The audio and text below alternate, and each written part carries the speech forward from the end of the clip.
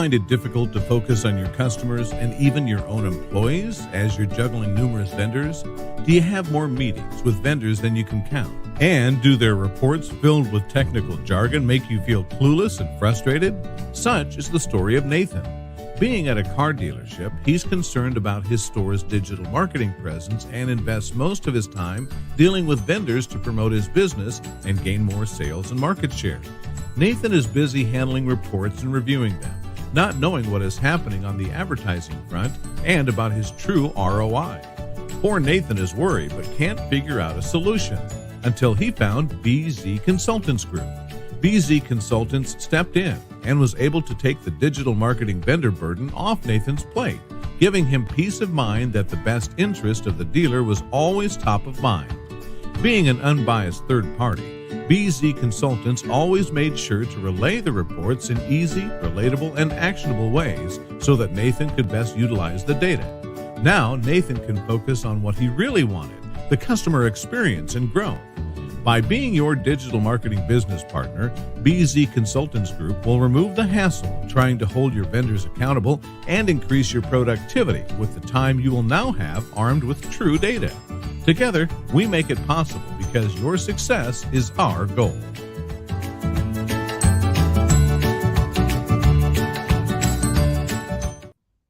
Welcome into the Furniss Fast Lane, facts not failings. And Jeff, before I go any further, yes, you are the first to comment. You're the first in the chat. So Jeff, you are by then making you number one. So yes, Jeff, you are number one and all across the board on the wonderful September 1st, going into Labor Day weekend, almost in Memorial, which that's not Memorial Day weekend, it's Labor Day weekend. And we are in here with the one and only Vasilios Lambos. I'm so excited to bring him in to the Furniss Fast Lane. We're talking all about the show that just dropped yesterday, where we unpacked a whole lot of shenanigans and everything between. We got Philip saying facts, not feelings. That's 100% true, man. We were throwing down all sorts of facts yesterday on the show. Drop in the comments if you've already watched it. Did you watch it? Did you listen to it? Are you a Spotify person? Are you more of an Apple podcast person? You're like, no, we actually work on more of a visual person that just plays in the background. How did you consume it? Or you're like, no, we're just here for the takeaways. Let us know in the comments. But with that, we are just going to jump right into this. If you haven't had a chance to watch it or consume it, listen to it, whatever your preference is, we got Vasilios here. He is the CMO. When we recorded it, it was still Cognition Digital. Now it's Cognition Ads. Correct, Vasilios? It's just Cognition. Cognition. If anybody wants to hit the domain, we do have a new domain name, and it is cognitionads.com. So just Cognition. We've got right here. We've got to come over this direction. We've got how to connect with him. You can type it in there. If you watch, you can see the QR code. You can scan it. It's right there. You've seen it pop up here. So let's just jump right into this, dive right into the meat of this. What was one of your main takeaways of our awesome conversation yesterday? Yeah, I think the biggest takeaway is, understanding that the advertising environment is changing very, very quickly. I think when we look at where it's headed, there's a lot more meticulous sort of strategies that need to be deployed in order to generate, I think, the efficiency and campaign results that a lot of the market is looking for right now. And they're looking to do it on, a lot smaller of a budget,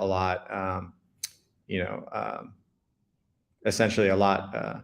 I would say smaller budget's kind of one aspect to it, but I think doing it in a measurable way. And so they're looking for, levels of attribution and tools to kind of look at their whole media plan and find campaigns that are really going to deliver results. And, when we talk about the changes Google is making, how that's impacting, other channels like Amazon, and even going as far as what it's doing in terms of impacting, Facebook, I think there's dollars that are moving and they're moving fast. So, I've never seen so much traction in my career, honestly, in the last 2.5 years post-COVID, where you have dealers in particular in automotive starting to think about, what other channels are out there to remain competitive in this market. Obviously, high interest rates are putting pressure on dealers from a sales perspective. And, I think they're, whereas, before COVID, you had a lot higher dollar spend across the media plan. And today, dealers really need to be a little bit more meticulous around how they're spending those dollars. And, it is becoming more difficult for, I would say, the market. But that's why, leaning on your vendor to provide the right solutions measurement wise, but also from a media plan perspective is becoming even more important. And so, it's very dynamic, very dynamic. You've got Isaac coming in here just saying it's interesting and so true. And Isaac, to your point, is that you just hit on a lot of topics there, Vasilios, whether it was being a better steward. You made that comment multiple times in the show of like, can Google be a better steward of the money? And honestly, yes, they can be. And are we saying that, hey, go and just scrap Google? No, we're not saying that. Amazon or Right. any other tool in the tool belt, yes, they complement Google really, really, really well. And looking in and saying, all right, can they be better with their money? I mean, going back to, if you go back, I don't know how long I did the episode on Google being sued by the DOJ. Like, Google can be a better steward of the money. And whatever partner with whom you're partnering, are they a good steward of your money?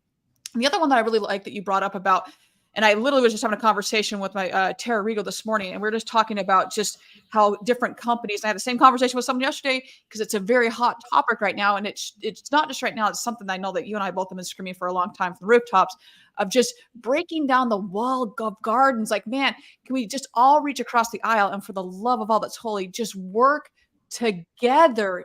Which shouldn't be this difficult to be like, okay, so I want to work with this and this, but I have to give my first unborn child to get my own data, or for you to work with that because it's your competitions, so you're not going to work with them. Like, that doesn't make any sense to me, but that's what we have to do in our industry. So I really like that you touched on that. If you want to go into a little bit more depth on that. Yeah, it's Isaac's point, diverse portfolio is an extremely great way to put it. I think the one thing that we see from our angle, right, is ad agencies are becoming more collaborative. The platforms that are available today have a lot more API integration than we've ever seen over the previous 5 years. And so you're seeing this evolution from what was a very manual process, channel by channel, from an advertising agency standpoint, to a more connected platform, and understanding that it goes beyond, CCing multiple vendors in an email to get the right media mix. And it's transitioning to, hey, here are solutions today that exist. You brought up a phenomenal point. We've really started to coin this term, if you hit our website, around goodbye walled gardens, because and we can only really talk to that on the programmatic side for now, right? Because what we've been able to do is use clean room solutions to consolidate the impression matchback across DSP. And so for people who don't understand what that is, if you're buying streaming TV ads, whether it be Amazon DSP, Roku, Samsung, the Trade Desk, all of this data, when it's served across an ad server, is measurable from an attribution standpoint.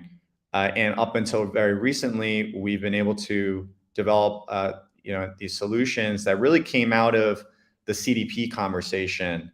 And we took the CDP momentum really as in the interest that a lot of dealers have had around first party data, to just create the environment to do the matchback, right? And so to simplify that for you, let's say you have an ad account and you're running media on the Trade Desk and you're looking to measure attribution. You can actually use the Cognition Clean Room, which is predominantly Amazon Marketing Cloud, to measure success, right, from an impression standpoint. And when you go to take, if a dealer were to take their sales and leads data, they can match back and do that offline attribution match back across DSP, which I think is such a valuable opportunity to say, hey, your media plan goes beyond one specific channel.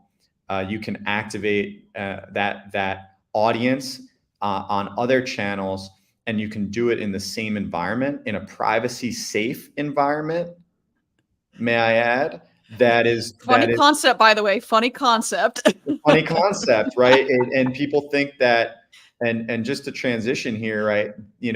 So marketers are dealing with this influx of technology, and I just mentioned a few exciting, added value tech to make ad agencies more tech driven.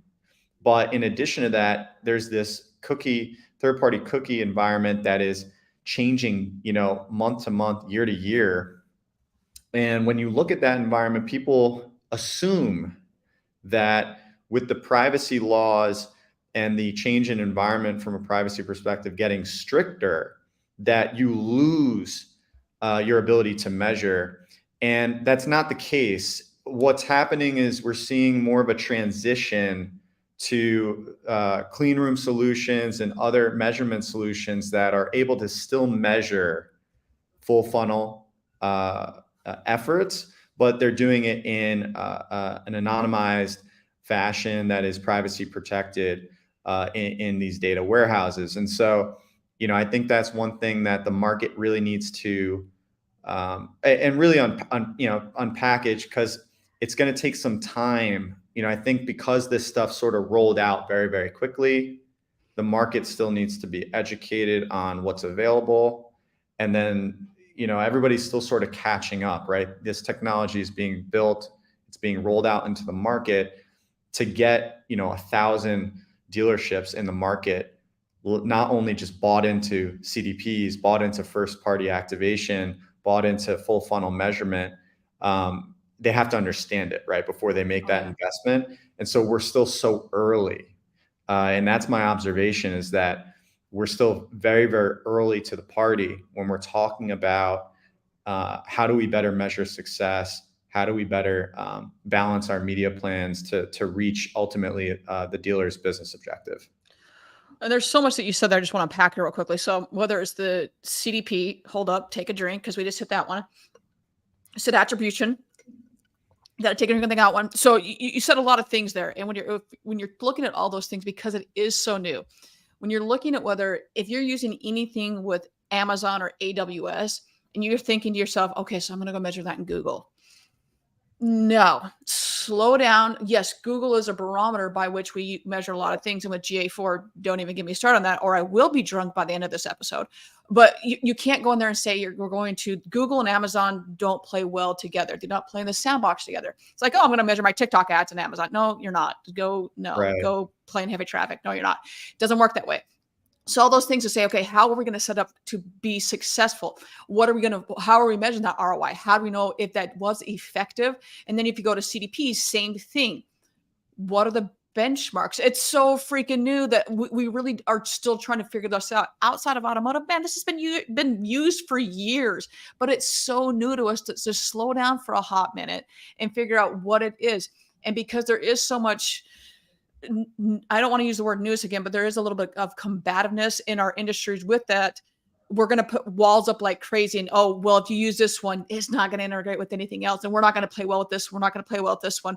Okay. So are you going to use a hybrid mix? Are you going to use this mix? Or is everything, do you own your data if you leave? There's so many questions that have to be asked. Who's in charge of it? Are you going to hire someone that's their only job? Not, oh, by the way, you're going to be in charge of marketing, or you're going to be in charge of BDC, or you're going to be in charge of XYZ. Like, there's so much to break down before you ever do this. And I see April Simmons chiming in here. Anytime April Simmons chimes in, I immediately am like, stop, listen, and collaborate, because we did a whole thing on this one. But just like social doesn't play well with Google. Exactly. To my point, you have to look at everything in each. And then this case, silo. Like, a lot of times we think silo, like, oh no, don't talk silos. But in this case, you really have got to break those down, because they don't. To April's point exactly, is that if you're saying, oh, it's got to be over here. No, it doesn't. It's the same with call tracking right now. If you look in GA4 and you're looking for your call tracking providers, don't go and be like, oh, you stupid call tracking provider, you're not playing ball. most call tracking providers are going through AWS, so they're not going to be flowing through your measurements. We've got Holly coming in. We needed more data before we can even begin to make sense of the trends and benchmarks. It's difficult for sure. Yes, it is. We got Brian. Brian, I literally just had your whole entire the Instagram post, and I'm like, Vasilios speaks, gather around. Yes, when Vasilios speaks, we all listen. Shut up and listen. Flattered, exactly. Get a lot of love in the chat here. Some good but friends. when you break this all down, it really is to step back and think, what is the process? Whatever the tool is, whatever the process is, the services. Is this integrate with our people, process, and the other products? If they don't, then why the hell are you even going to go down that path? Because you're just going to run into a freaking brick wall. So slow down and really analyze and work. As we all know, as I said, is work backwards to work forwards to see, is this even going to work? So I love that you brought that up.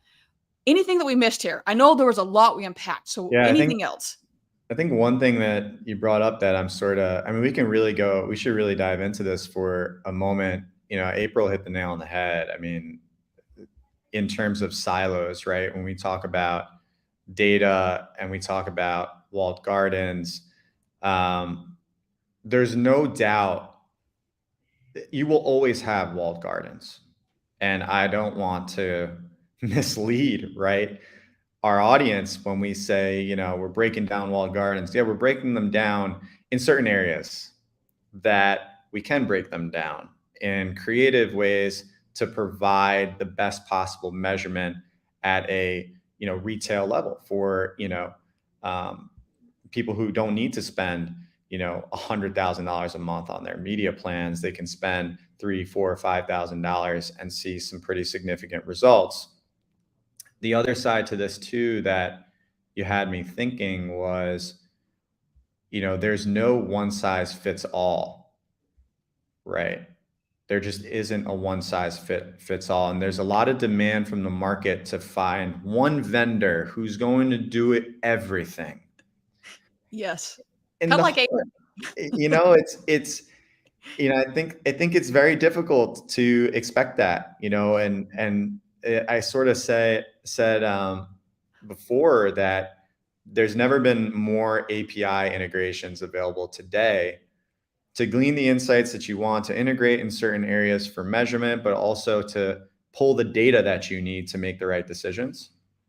Except if it's ADF XML, then there's no API for it. Yeah, right. Yeah, if you're, yeah, all these CRMs that have sort of monopolized the market a little bit.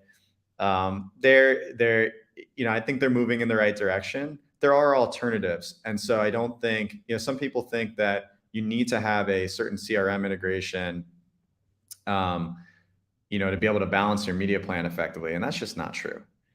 I'd also say we could argue that there's enough data to measure ad performance effectively without all of this bottom funnel data. So even if you can't measure everything down to the sale and lead, you still can come up with an efficient media plan, an effective media plan that's going to drive results. And so, I think, we could show you how to do that, right? I think I've had a lot of conversations with marketing directors in the past that have said, yeah, I already know when something is inefficient, right? Like I know when a CPM is too high or is a bit out of whack. And I think it's understanding what those benchmarks are in order to move forward and obviously make the right decision. So that's sort of, you got me thinking on that. And, I'm very optimistic that we are getting smarter as an industry. The vendors, all the vendors are becoming more collaborative. There's a lot more, available solutions. And I'm trying to push that connected ad platform playbook as the conversation piece for us to get in the room, have these conversations, and come up with solutions where there may not have been in the past. So we got a bunch of comments rolling in here. We've got Chris saying, in the dealer's eyes, it's easier to have one point of contact so they can focus on their data their data to day operations. I think you mean day-to-day operations, Chris. I'm going to go on there. Maybe I'm saying this wrong. Versus keeping tabs on different companies' products. Unfortunately, that doesn't guarantee the best products and results for your store. Amen to that one, Chris.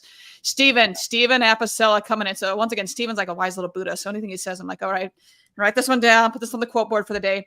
Does your industry advertising address our biggest goals / intentions? Like, are we advertising to sell cars, or is our industry's advertising matching our intentions to earn reoccurring customers beyond the one-time transaction? Amen. Mic drop moment. And then April back in here again. It's a lot more work, but finding the best partner in each siler is worth it. Amen to that one, April. Great show. Awesome people. If you have one vendor, you're wasting your money. That is, yeah. You need it. And going back to, I can't remember who said diverse. I think Isaac, I think it was you that said diverse portfolio. And Chris says, yes, day to day. That was on the fly there, Chris. I thought that's what you meant. But Isaac, I think you said diverse portfolio. And yes, there are so many great partners in our industry, and finding out which one works best. To say you have a one-stop shop, you just really can't do that. And if someone tells you, oh, you have to have all of our products, and it will only work in that perfect vacuum. The reason it's going to work is because you have to have that website provider, that CRM provider, the only third-party provider that they have. And when they tell you that, what the things that they're not telling you is that most likely we're going to probably ship those customers off to the other clients that have our products as well. So when you do that, you just have to really sit down and ask those questions. Okay, in this perfect vacuum, how is this going to work to have those optimal results? And then ask the questions that they're not telling you and they're not asking you. It is really upon us to ask those questions, but to have that diverse portfolio and to really look at that and say, how are we going to have the success that we want? And not just, oh, we want to move more metal. Yeah, well, no shit, Sherlock. Everybody wants to move more metal. I want to have more people in the service lane. Really? Because I thought you wanted to have a ghost town in your service lane. Yes, but what is it that you really want? Is it, what vehicle do you want to have? What vehicles are you short on? What is it in the service lane? How are you really hurting in the service lane? Going back to Steven's comment there, repeat and referral business. How are you hurting in that area? Is it the process portion that you're hurting on? Is it the product area you're hurting on? Where are you hurting? You made a comment. That's a good piece. Yeah, I mean, because you made the comment about tech. Like, we get sometimes so scared of tech, like this shiny object, that we saw something and we're just going to buy it. Okay, is it really going to improve your process and people? If it is, then it's not the shiny object. It actually is improving that. You've done your homework before to know, hey, I actually need this and our team needs this. And it's improving that. So just really going back and understanding how it's going to and how you're going to measure success and doing your due diligence beforehand to know how it's going to and how it's going to improve. I just kind of went on a rant there, but that's like stuff that just drives me bonkers. And people just sit and villainize people and like, oh, we're going to pull it. But why? I'm done. No, I'm trying to slow you down to speed you back up for a second here. Wind me up here. Let me go. It's like when you're managing the fireplace, right? You don't want it to burn out. You're trying to get the coals right. I think you mentioned something that hinted it was about lifetime value. Yes. That you hit the nail on. You spoke to it. And I can't remember who was I think it was Steven here who's talking about, addressing, goals. And when we look at those, for a marketer who gets asked, hey, I need to drive more new car sales, right? Or I need to drive more service business. One area that I think about is having the ability to look at your strategy as a customer acquisition strategy, right? And they're different from then, when we talk about, hey, I'm just trying to move, I'm trying to hit a business objective on a 30-day window versus I'm trying to hit a business objective annually. Yes. And we're talking about spending dollars here, right? Ultimately, when you look at your customer acquisition cost holistically, are you looking at that and measuring that on the proper time horizon? Because if you look at it on a 30-day window, it's going to be very difficult to navigate not only the seasonality, but some of those key moments throughout the year that might change or influence your media plan. I'll never forget during my time at Hendrick, our variable ops executive team and us were all in the room, and we were joking, automotive on an annual basis kind of has like 12, 12 holidays throughout the year, right? When you think about, your red tag sale events and your holiday events and certain days of the year that, we got a big celebration this weekend, right? It's going to be hopefully a big weekend for dealers to, push some Labor Day offers and events. And so how are you looking at that beyond the 30-day, right? And you're really understanding your business. And I'm not saying you don't look at the 30-day inventory from the OEM is really dynamic. We know this, but you have sort of a framework that's built. I digress, but I think Kelly, I'm reading her comment here. I think it's really interesting, right? A drawback to one vendor solutions, giving them leverage over the dealer. And if things go wrong, it's hard to get solutions.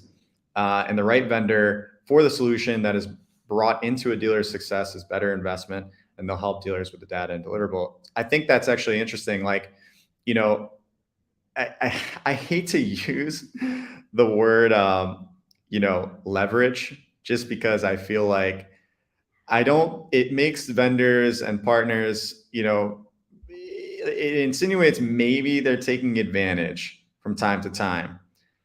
And there's no doubt everybody's trying, his business is business. Everybody's trying to make money and everybody's trying to provide, the best cost solutions. I think one thing that I've thought about today is, you probably on average are going to have, 5 different vendors who are going to do obviously different things in your organization when you're looking at that funnel. And I would challenge to say it's okay to have multiple ad agencies in the mix if you're, looking to get different value out of different channels, because not everybody does every channel the best way. No. Right. So they have usually that's like, we do this really well. This is like 1A, 1B, 1C, and this is like I'm Ron Burgundy. Yeah. Exactly. So I would just kind of, I'll round out the summary here is, ensuring that, the giant gorilla sale. Hey, Brian, you want to know, shouts to Brian, his organization does a phenomenal amount of great creative. Like if you look at how they treat those holidays throughout the year, they really understand and get creative on point with getting that out in the form of streaming TV. And streaming TV is going to be, AKA OTT, although we don't like to really call it OTT anymore, the over-the-top advertising, because it's really becoming more of a streaming TV conversation. But, one way that you can look at this is, hey, on those key investments, do we have the right creative with the right message delivered to the right audience? And if you can start asking those questions, you could look at your media plan annually and say, hey, at those different moments, we're going to make let's say, outsized investment to make sure that we hit those objectives when they really matter, right? Yeah. Oh, we can't wait, Brian. Can't wait. I'm definitely looking forward to the football spot. And I can't wait. It's almost what are we, a couple days away from the season starting? I can't remember the count. Yeah, our draft's tomorrow. I know our draft's tomorrow, so we're stoked for that. Yeah, okay. So there we go. And shouts to Amazon. They do own the Thursday Night Football ticket. That's I'm super pumped to kind of get in the weeds. I love what they've done, especially as you think about, as a dealer, are you thinking about those younger audiences that are really starting to stream? But yeah, that's hold up, Brian, this is for you right now. Inflatable arm man. Let's go. Yeah, no, that's spot on. Anyways, I'll pause there, but there's a lot of exciting things on the horizon. I don't want to make this the Debbie Downer vendor combo. I think it's, I'm excited. I think streaming TV is going to be a big category, especially as you're media planning, longer term versus that 30-day horizon. No, and I don't think it's a Debbie Downer. It's just, it goes back to my takeaway from all this is that, hold up, we got Kelly coming in here. I agree. Leverage feels like a dirty, coming in hot. I love it, Kelly. Is that I agree. Leverage feels like a little dirty, but it's the work I hear dealer stakeholders use. And I go back to like what I take away from all this is that there is so much technology out there, and how does it fit into your plan and your plan for success? And do you know what that is? I was having a conversation with a good friend yesterday, and I kept asking the same question. And Matt, if you're listening, whether live or later on, I kept asking, I go, so what is it that you're looking to do? Like, what is it? What is it? And I kept asking, and kept asking, and kept asking. And that is what you need to do, because that is the only way that you're at a dealership level, at a partnership level, at a business level. That is how you are going to get success. And you've got to work backwards to work forward. I'm going to keep saying that because that is really, before you ever get into bed with anybody, that is what you're going to have to do. And asking those questions, it really is incumbent on you to ask those questions, because anybody's going to sell you a bill of goods. That's their job. Their job is to sell, just as you're going to sell a car. You're going to sell a product. You're going to sell whatever. The customer needs to a point, ask, but your job as a business is to ask those questions. So whether it's Google, whether it's Amazon, whether you're asking Vasilios a question, ask those questions, because as great as Amazon is, maybe it's just not a good fit for you right now. Well, why? Ask those questions. So I'm going to repeat myself on this, is ask those questions. And even with Google and with that advertising partner, maybe your advertising partner is more of a vendor and it's just not a good fit to mix other people or whatever it may be. So I don't want it to be a Debbie Downer, like you said, but we've got Carrie saying amen to this. We got Jordan Cox come and say leverage sounds dirty, but Brian Ortega likes it dirty. That's for the after hours show, guys. Come on. That's Facts Not Feelings after dark. After dark. At that comment. I'm sorry. We got Vasilios Speaks. Yes, that's the after dark show. That's for the after dark show. But I say all that just to, like I said, bring that full circle, is that there's tech out there, incredible partners out there that are there to assist and help, but it takes everybody working together and reaching across the aisle to make that happen. Bottom line. That's and I would say to your point there, like, I actually agree with what Kelly's saying here too, because, I think the one thing I thought about is when you look at, from a vendor perspective, like, we are just trying to create a scalable model that works for retail, aka long tail. We talk about small business, which is really what retail automotive is on the ground level. And if you think about, you're trying to do more with less. A lot of the dealers are thinking, like, of course they're thinking about making a deal, right? Like, they're in sales mode. And I feel like you have like clashing mindsets when a vendor comes on to be like, hey, we just want to try to help you hit your business objective at, XYZ. And it's this price, right? Whereas I think like a lot of the market is always trying to negotiate and figure out, right, what I'm so distracted right now. I'm like, welcome to the live show. This is probably the most active. Let's just throw everything I just said out the window. Let's just go straight to comments. It's Friday. We're a half hour into this. Labor Day weekend, man. It's Labor Day weekend. It's a shit show at this point. The show's off the rails. Yeah. See y'all later. No, I'm let's wrap it down and just kick 15-minute shows now turned into a 30-minute show. We don't know what the hell's going on. I'm like, my brain is fried. All right, you guys heard I spoke to my Vasilios Speaks. We got Brian Ortega. We got Facts Not Feelings. What I meant to say is idea, but it came out idad. So I try to correct that with idea. And then we've got Jordan said distractions for days. And then Kelly's trying to rein us in at this point. Kelly's like, no, you guys, please stay on task at this point. Sorry, Kelly, we're going off the rails here. That's good. No, I mean, I want to answer. This is the challenge. We're going to take the Brian Jordan show offline, but this look at this. This is a phenomenal question. How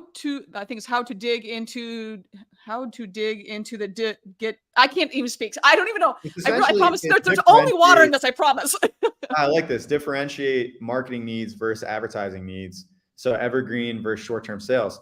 So like, that's a great question. And that really comes down to media planning. Like, in short, like, if you want to look at your, when anybody hears evergreen, they're usually referencing a always on strategy, right?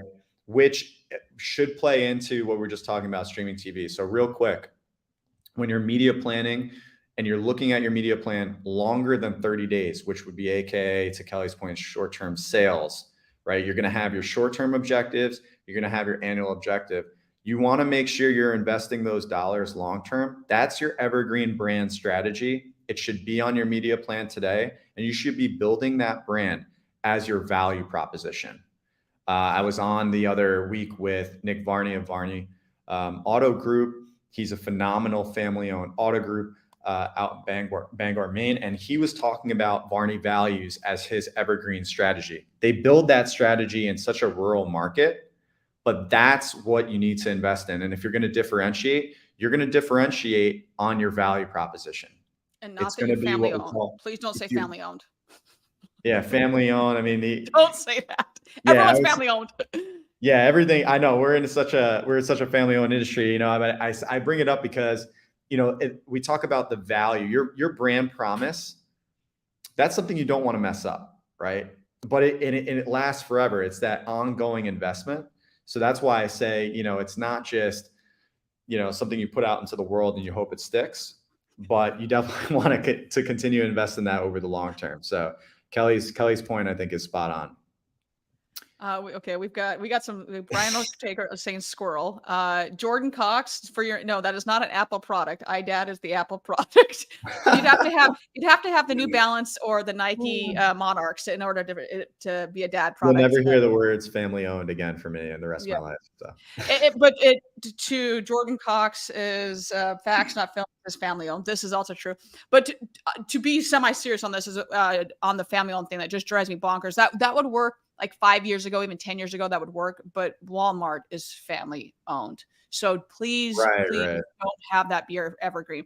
Whether that's, I'd say when your DR products were first, I won't even say first, but when they made a bigger splash in 2020, that could be an evergreen. That, hey, not just do you have a DR tool, what is it named? What does it do? Talk about it.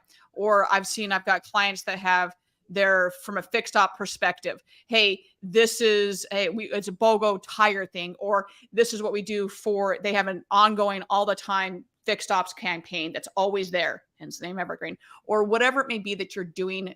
There's a lot the sky's the limit on this. I mean, Brian, you can definitely like I said, on cue, evergreen or Everclear. Once again, I already told you it was water, but it could be Tito's after this thing and doing all this. But it is Labor Day weekend.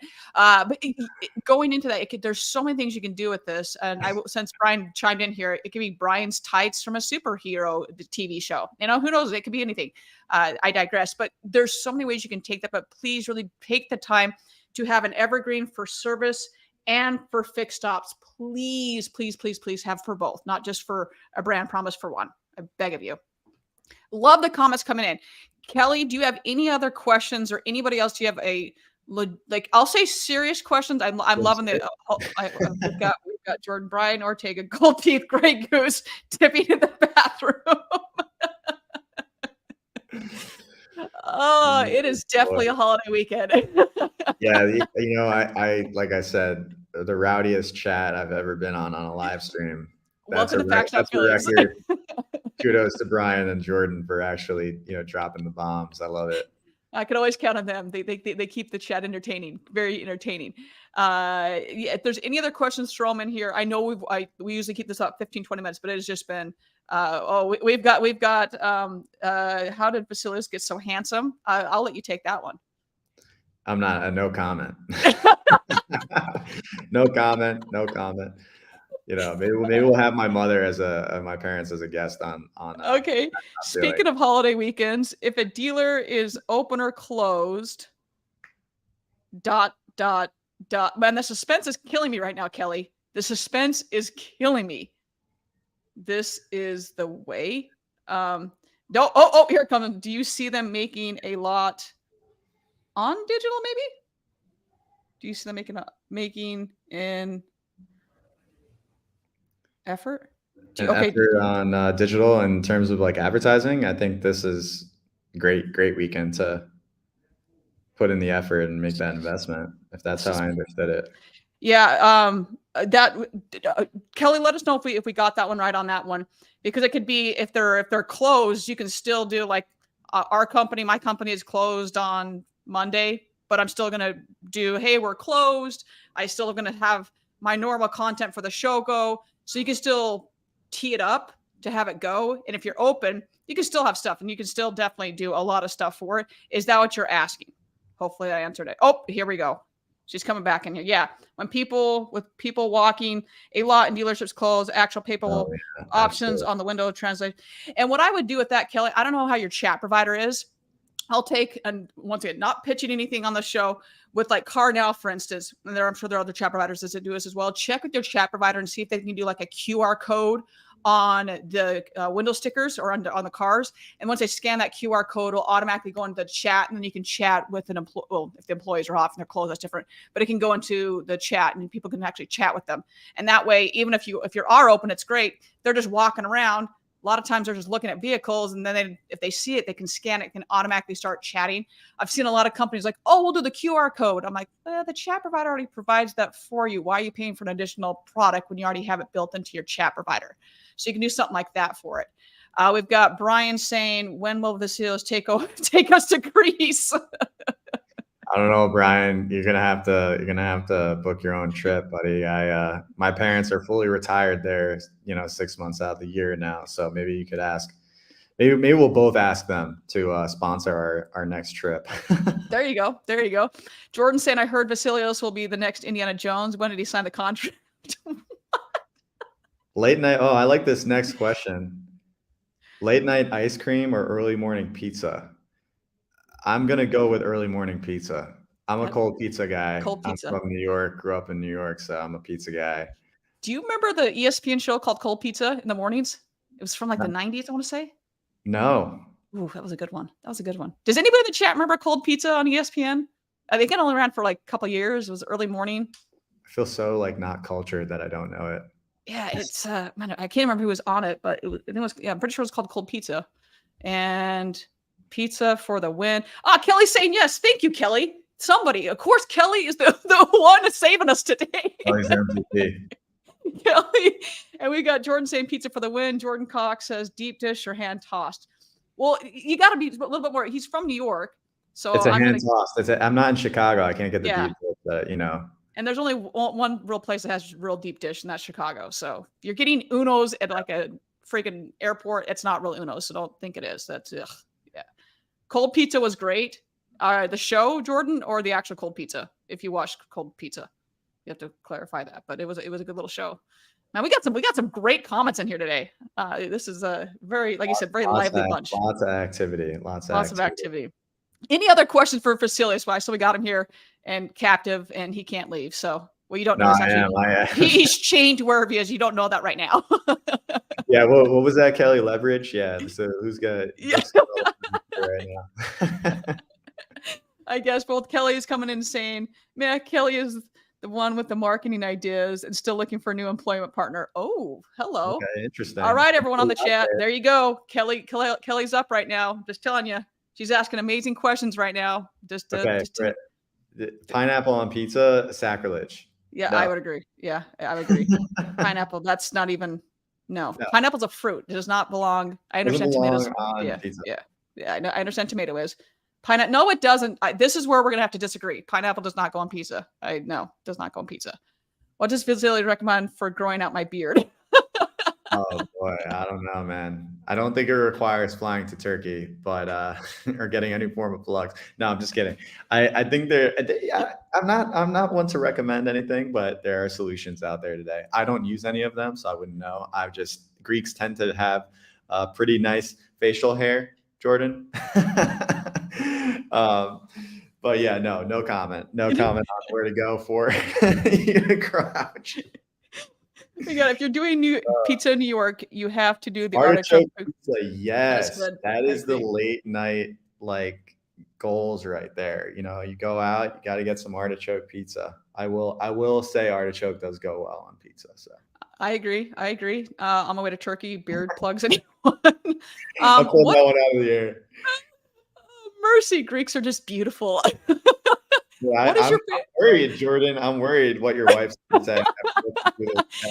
And Jordan, you've got a little baby on the way, don't you? I'm pretty sure you just announced you got baby number 2 on the way here. What is your favorite pizza joint in New York? I've never asked you this. Wow. Okay. Yeah, that's a good question. Well, so I actually live, to be honest, I go down to New York a lot, but I live in Stamford, Connecticut, day to day. My favorite locally is Sally's a Pizza. Okay. They do a really good sauce pie, and I've just been really into that recently, and so that's been still in my heart. growing up, there was so many options in my town. There was a place called Broadway Pizza, and it was just super New York, delicious, hand tossed. Um, and I'd alternate between like a good pepperoni slice and like a buffalo chicken slice. Best bagels, yeah. Oof, that's a good one. That's a good one. Also, a place called well, in New York City, I'd have to think of a few. There's a if you're ever in the area or you fly into the Westchester County area, there's a place called Bagel Emporium, and they are just Ooh, I've been there. It's awesome. they have a few stores, and they've won like best bagel like time and time again. You go in there, you get a good lox, cream cheese. I'm getting hungry. I know. So there's this my husband. He ended up like at 15 was working this place called New York Bagel, and it is like this little Jewish bakery, and it is bagel place, phenomenal bakeries and a bagel place. It is the closest thing I've had to a New York bagel. It is so good. We've got Jordan saying baby 2 on the way, and then Big Jordan congrats. saying, do I have to publicly announce that these comments were sponsored by Vasilios? One time I went to New York City and got some New York pizza. Really? Sbarro? That's what you had to go with Sbarro. That's not New York. No. No. No. I'm going to have to thumbs down on, I can't, my wrists don't go that way anymore. But yeah, I'm going to say no to that comment. Absolutely awesome. Well, Vasilios, this has been an incredible live show. Absolutely awesome. Thank you all to everyone in the comments chiming in here. And Brian Ortega, actually, will Cognition change their names again? The answer is no. No. We're done rebranding. Oh. That's a nightmare to rebrand. It's a little bit of work. We're still working on it, and we'll have a lot more announcements coming within literally the next 30-60 days. So stay tuned. And do a gold, maybe a dealer like here in the Midwest could do an event and do a gold belly delivery of. Oh, there you go. That's brilliant. Kelly, where are you located? When you answer that, facilities don't go. Don't go. Kelly, I'm in Chicagoland, so I'm just curious. I don't know where I don't know where you're located, but yeah, both New York and Chicago have great food. So she is St. Louis, looks like, and then we've got Jordan. Every time we're gonna wrap up the show, and like more comments coming. I'm like, okay, no, we're not. No, we're not. We need to answer more of Brian Ortega's questions. You guys, I'm loving everyone here right now, but I know that that's the show you need, is the Brian Jordan show. Oh, Brian That's what's brewing from this one. Don't leave. I'm actually Jordan and I recorded a show here. Jordan, was a couple weeks ago. Your show, I think, is airing here in a couple weeks. Actually, there we go. Yeah, and then Brian, I interview him actually on Tuesday, and I will keep commenting. They can't go. I'm gonna return the favor on both those shows. Oh my goodness, you guys are live. Yeah, what's the meaning? But seriously, guys, I love you all so much, and I will tell you that all these comments that come in, the ones that have been like repeated, I've said this before, but I've got a list of like 3 pages of comments that were like repeated comments, or ones that were like just absolutely hilarious that I may have peed a little when I was laughing so hard, and I've got them on a 3-page sheet. I just keep putting them more and more on them, and I'm turning them into like t-shirts and swag items, whatever. And we did a poll a couple weeks ago, and like one, I was like, okay, this one's, so I'm going to keep doing it. And so like, I'm looking through these. I'm like, these are definitely going to have to be turned into t-shirts, is all I'm going to say right now. So, but Vasilios, I thank you so much. I know that we're planning on like 15-20 minutes, and this just turned into an incredible episode. So I cannot thank you enough. You all know the drill at this point. Get with this man. He is amazing. If you have any questions about whether it's Amazon advertising or Cognition or anything in between, he's got a kick-ass newsletter. Go subscribe to it. Go check out Cognition. Any question at all, like, this guy is incredibly smart. And with that, everyone, have as soon as I start doing it, Brooke Furniss's top questions, mainly from Brian Ortega. And Jordan, there's some from you as well. Some from you as well. But everyone, it is a holiday weekend, so be safe. Have an awesome weekend. With that, find a way to serve today. Find a way to go help and serve your fellow neighbor, your coworker, your friends, whatever it be. But just find a way to serve today. And with that, everyone, we will see everybody next week.